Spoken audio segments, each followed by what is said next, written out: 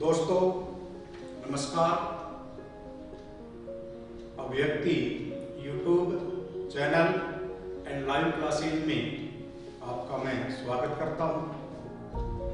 कल हमने संघ एवं उसका राज्य क्षेत्र जो संविधान के भाग 1 अनुच्छेद 1 से 4 तक के बीच इसका उल्लेख किया गया है, इसके बारे में चर्चाएं कर रहे थे और जिसमें अपन ने अनुच्छेद 1 की चर्चाएं की थी कि अनुच्छेद 1 है, उसके मैंने आपको 3 उपभाग बताए थे, एक कै, एक खै और एक गै।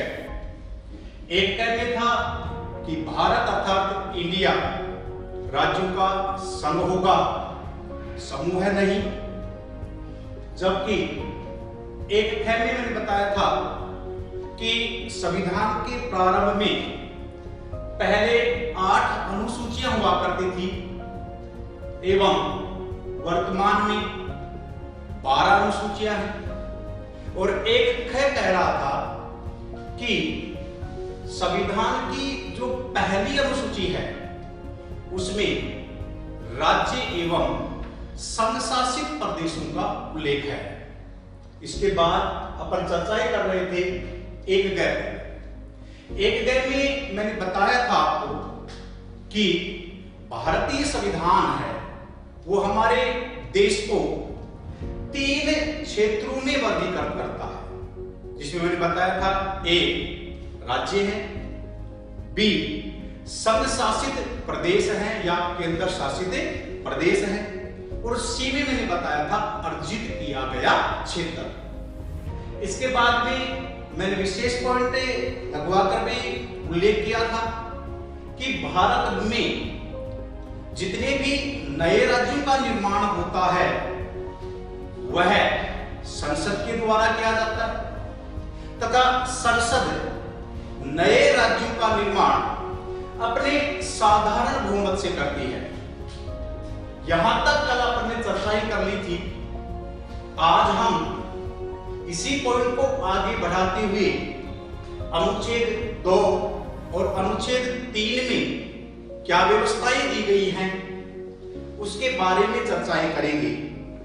तो देखिएगा, अनुच्छेद 2 और अनुच्छेद 3 की अपन तुलनात्मक अध्ययन करेंगे, जिससे कि अनुच्छेद 2 और 3 में विद्यार्थियों को स्पष्ट अंतर समझ में आ सके। तो सुनिएगा, अनुच्छेद 2 और अनुच्छेद 3। अनुच्छेद 2 क्या कह रहा है? अनुच्छेद 2 ये कहता है कि संसद विधि बनाकर, दोबारा सुन लीजिएगा, कि संसद विधि बनाकर संघ में, संघ का मतलब यहां पर है भारत, कि संसद विधि बना करके संघ में नंबर 1 नए राज्यों का प्रवेश और नंबर 2 उनकी स्थापना कर सकती है। अनुच्छेद 2 में दोबारा रिपीट कर रहा हूं कि संसद विधि बनाकर संघ में, संघ का मतलब है भारत में, नंबर 1 नए राज्यों का प्रवेश कर सकती है, नए राज्य शामिल कर सकती है एवं उनकी स्थापना कर सकती है। अब मैं अनुच्छेद 3 बता रहा हूं, इसके बाद में इन दोनों की मैं आपको स्पष्ट व्याख्या देता हूं। अनुच्छेद 3 क्या कह रहा है, सुनना विद्यार्थी। संसद विधि बनाकर संघ में नंबर 1 नए राज्यों का प्रवेश और नंबर 2 उनकी स्थापना कर सकती है और नंबर 3 उनके नाम, सीमा, क्षेत्र में परिवर्तन कर सकती है। सुनिएगा दोस्तों, सुनिएगा दोस्तों, अनुच्छेद 2 और 3 यह भी मैंने लिखा है। अब मैं आपको इसका स्पष्टीकरण देता हूं कि यहां से इन दोनों को स्पष्ट कैसे किया जाता है। देखिएगा, यहां पर भी यही आ रहा है कि संसद, और यहां पर भी दोस्तों आ रहा है संसद, कि संसद विधि बनाकर, इधर देखिएगा, संसद विधि बनाकर संघ में नए राज्यों का प्रवेश, और इधर भी आ रहा है नए राज्यों का प्रवेश। इसका मतलब क्या है? 2 और 3 में एक बात दोस्तों कॉमन आ रही है कि भारत में जितने भी नए राज्य बनेंगे उन सभी नए राज्यों का निर्माण कौन करती है? संसद। यानी 2 और 3 में, 2 में भी नए राज्यों का निर्माण होता है और अनुच्छेद 3 से भी नए राज्यों का निर्माण होता है। संसद ही अनुच्छेद 2 और 3 के तहत नए राज्यों का निर्माण करती है। लेकिन अब अनुच्छेद 2 और 3 में मेजर अंतर क्या है? सुनिएगा, इसकी व्याख्या एक्सप्लेन में यहां दे रहा हूं दोनों का। देखिएगा, सपोज दैट ये भारत है और इधर भी मैं एक कल्पनात्मक चित्र बना रहा हूं, ये भारत है।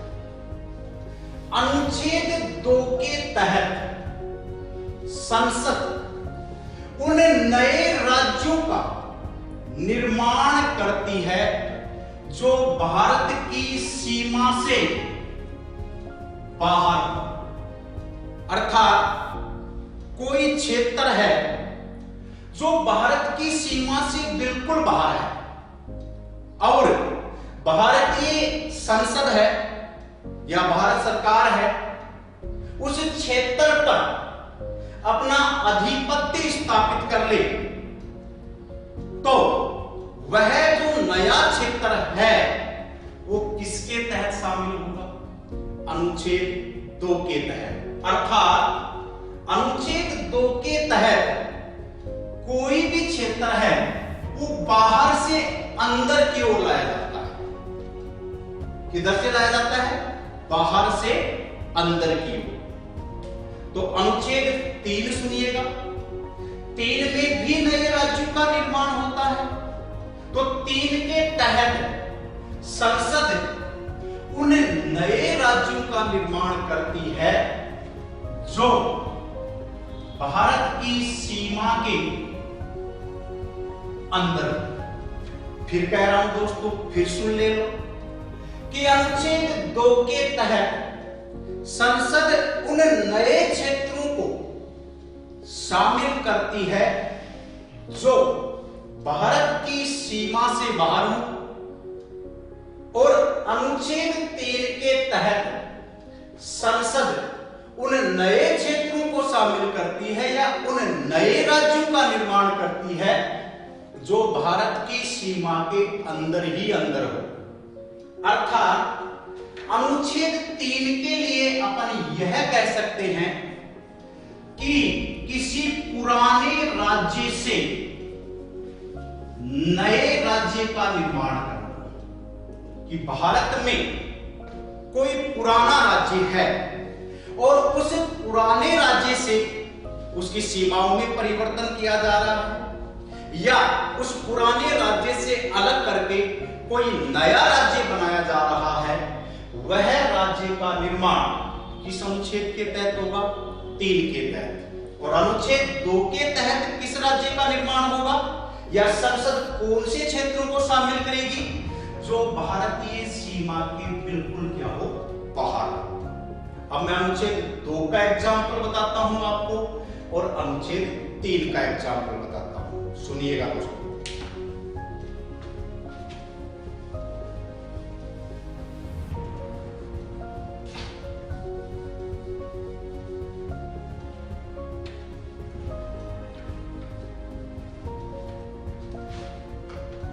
अनुच्छेद 2 का एग्जाम्पल है सिक्किम राज्य। अनुच्छेद 2 का एग्जाम्पल कौन सा है?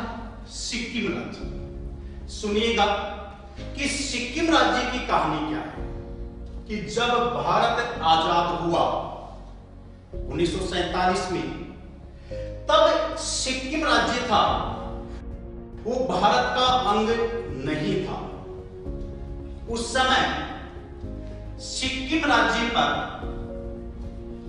चोग्याल वंश का शासन था। किस वंश का शासन था? चोग्याल वंश का।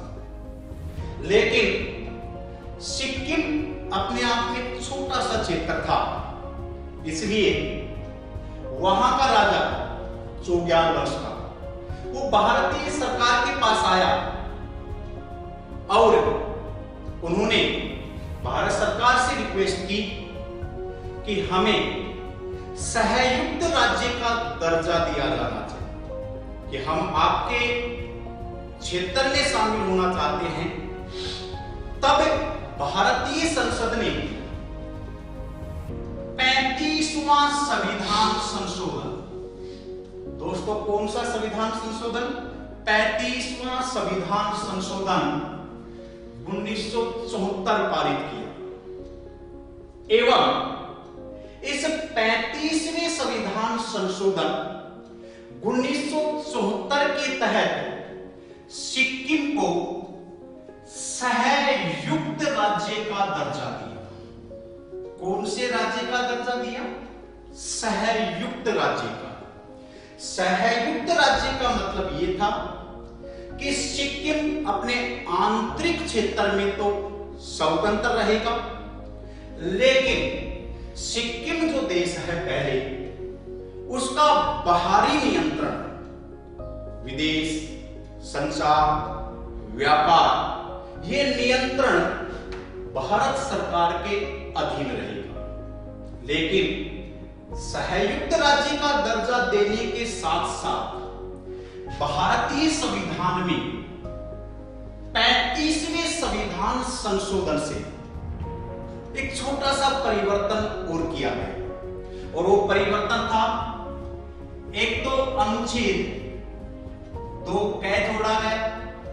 कौन सा अनुच्छेद जोड़ा गया? 2 कै।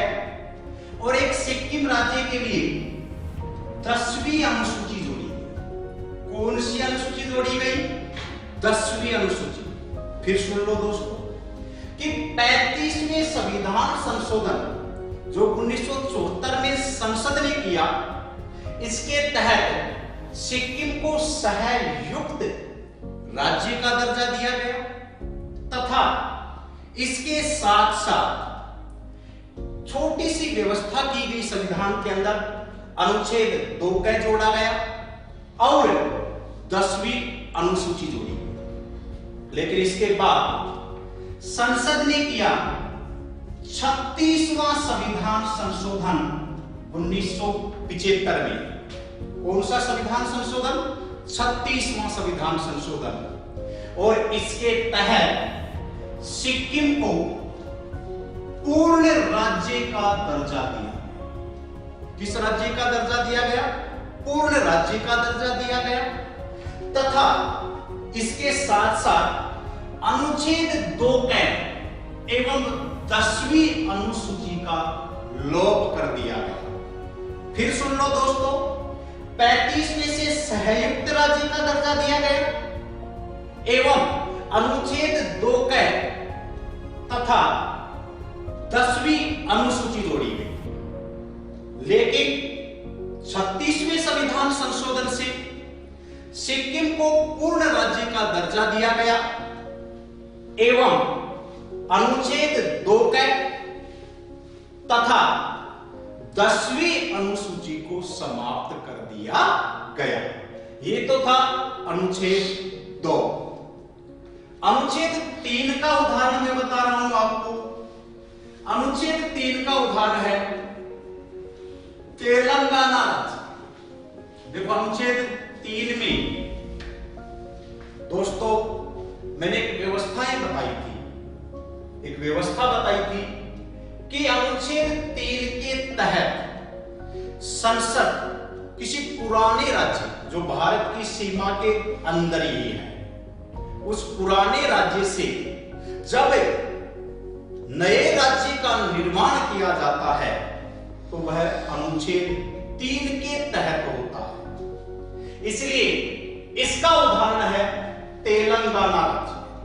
आपको पता है कि तेलंगाना पहले भारत के आंध्र प्रदेश का हिस्सा था। किस राज्य का हिस्सा था? आंध्र प्रदेश का। और आंध्र प्रदेश से, क्योंकि आंध्र प्रदेश भारत का पुराना राज्य है, भारत की सीमा के अंदर ही है, तो आंध्र प्रदेश से तेलंगाना राज्य का निर्माण किया जाना अनुच्छेद 3 का उदाहरण है। और तेलंगाना राज्य का निर्माण हुआ था 2 जून 2014। दोस्तों, इतना अंतर समझ में आया या नहीं आया? दोबारा सुन, क्या अनुच्छेद 2 और 3 में डिफरेंट ये था, लेकिन 3 के लिए कुछ विशेष व्यवस्थाएं और हैं। अनुच्छेद 3 में भारतीय संविधान यह स्पष्ट करता है कि जब भी किसी पुराने राज्य से नए राज्य का निर्माण किया जाएगा या उसके नाम, क्षेत्र, सीमाओं में परिवर्तन किया जाएगा तो ऐसा विधेयक, फिर सुन लो, तो ऐसा विधेयक राष्ट्रपति की पूर्वानुमति से ही लाया जाए। कि जब भी संसद में किसी राज्य की नाम, सीमा, क्षेत्र में परिवर्तन करना हो तो वह विधेयक राष्ट्रपति की पूर्वानुमति से ही लाया जाएगा। इसके बाद राष्ट्रपति उस विधेयक को एक निश्चित अवधि तय करते हुए संबंधित राज्य को भेजता है। संबंधित राज्य का मतलब है कि जिस राज्य के नाम, सीमा, क्षेत्र में परिवर्तन होना है, एक निश्चित अवधि के लिए संबंधित राज्य को भेजता है और राज्य की क्या इच्छा है कि राज्य वो नया निर्माण करने की अनुमति देता है या नहीं देता है, यह राष्ट्रपति या संसद पर बाध्यकारी नहीं है। फिर सुन लो कि अनुच्छेद 3 के तहत जो भारतीय सीमा के अंदर किसी पुराने राज्य से नए राज्य का निर्माण होगा, वह विधेयक संसद में राष्ट्रपति की पूर्वानुमति से ही लाया जाएगा। नंबर 2, उस विधेयक को राष्ट्रपति एक निश्चित टाइम दे करके संबंधित राज्य को भेजता है। अब संबंधित राज्य को जैसे भेजा गया है, सपोज दैट आंध्र प्रदेश से जब तेलंगाना राज्य अलग किया गया तो यह विधेयक किसकी पूर्व अनुमति से लाया गया? राष्ट्रपति की पूर्व अनुमति से। फिर राष्ट्रपति महोदय ने इस विधेयक को वापस किसके पास भेजा? आंध्र प्रदेश राज्य को भेजा, एक निश्चित टाइम देकर के। अब आंध्र प्रदेश की इच्छाएं क्या हैं, वो राष्ट्रपति या संसद के ऊपर बाध्यकारी नहीं है। अर्थात राज्यों के निर्माण करने की संपूर्ण शक्ति किसमें निहित है दोस्तों? संसद में निहित है। ये हो गया आपका अनुच्छेद 2 एवं अनुच्छेद 3। अब मैं बात करूंगा अनुच्छेद 4। सुनिएगा दोस्तों,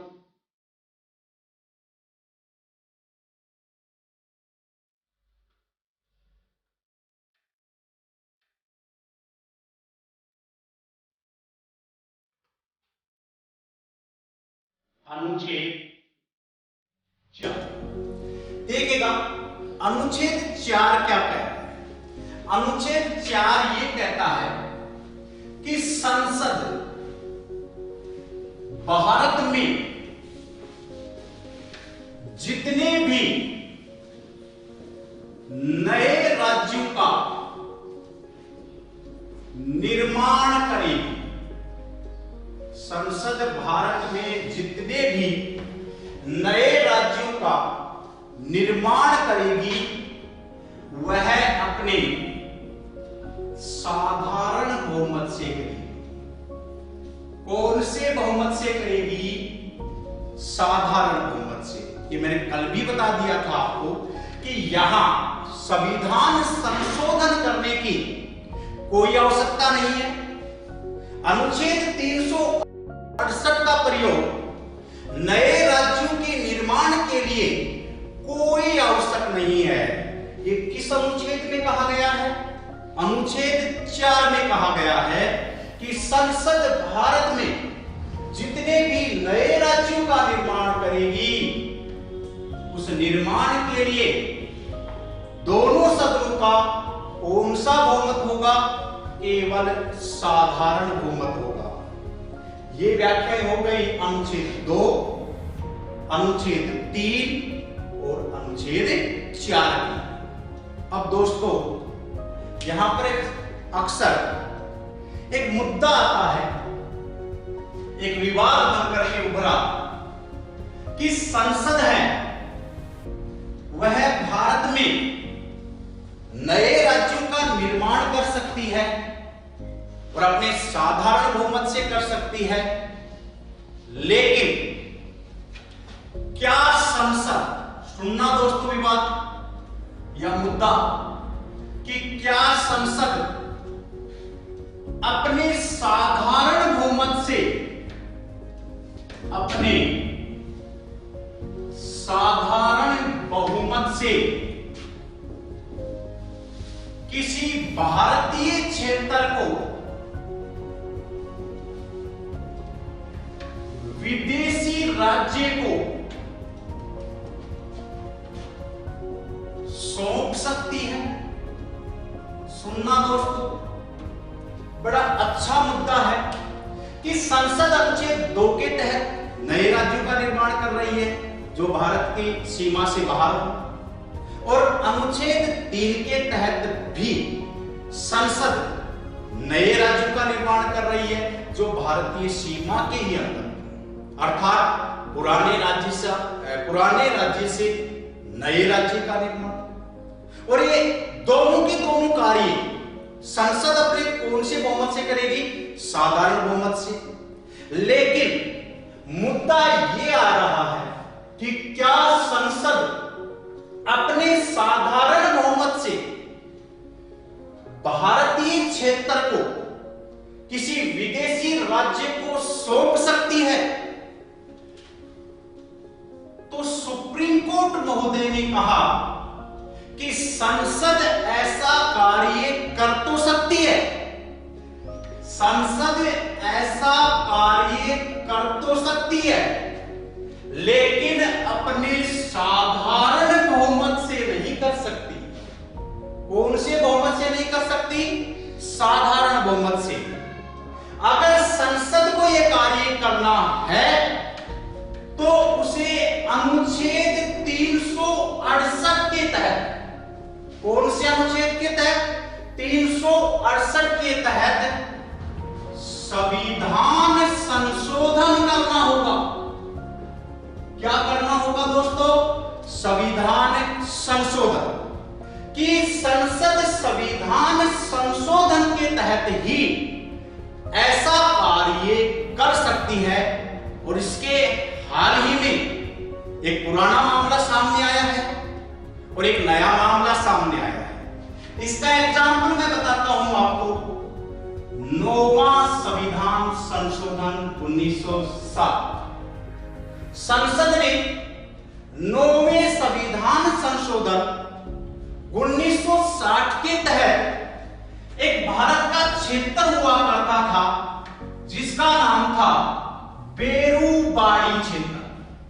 क्या नाम था? बेरूबाड़ी क्षेत्र, जो बंगाल के आसपास का क्षेत्र हुआ करता था। और संसद ने 9वें संविधान संशोधन 1960 के तहत ये बेरूबाड़ी क्षेत्र पाकिस्तान को सौंपा। किसको सौंपा? पाकिस्तान को। दोस्तों साधारण बहुमत से नहीं, किससे सौंपा? अनुच्छेद 368 के तहत संविधान संशोधन करके। दूसरा एग्जाम्पल इसका है, हाल ही में हुआ 100वां संविधान संशोधन। कौन सा संविधान संशोधन दोस्तों? 100वां संविधान संशोधन। और इस 100वें संविधान संशोधन के द्वारा भारत एवं बांग्लादेश के बीच, 100वें संविधान संशोधन के द्वारा भारत एवं बांग्लादेश के बीच कुछ भूमि का अंतर हुआ। कुछ क्षेत्र भारत ने बांग्लादेश को सौंपे और बांग्लादेश के कुछ क्षेत्र भारत को सौंपे गए। दोस्तों बहुत अच्छा पॉइंट है ये, थोड़ा कंसेप्ट ध्यान रखना है कि संसद है वो वैसे तो साधारण बहुमत से अपने किसी क्षेत्र को या भारतीय क्षेत्र को विदेशी राज्य को नहीं सौंप सकती। इसके लिए संविधान संशोधन करना जरूरी है, और संविधान संशोधन करना जरूरी है ये किसने कहा है? ये कहा है सुप्रीम कोर्ट ने। और ये दोनों एग्जाम्पल आपके सामने हैं। 9वां संविधान संशोधन 1960 बेरूबाड़ी क्षेत्र जो पाकिस्तान को सौंपा गया, तथा 100वां संविधान संशोधन जिसमें भारत और बांग्लादेश के बीच भूमि से संबंधित कुछ समझौते हुए और कुछ भूमि भारत को दी गई और भारत ने कुछ भूमि बांग्लादेश को दी। दोस्तों ये था भाग 1 अनुच्छेद 1 से 4।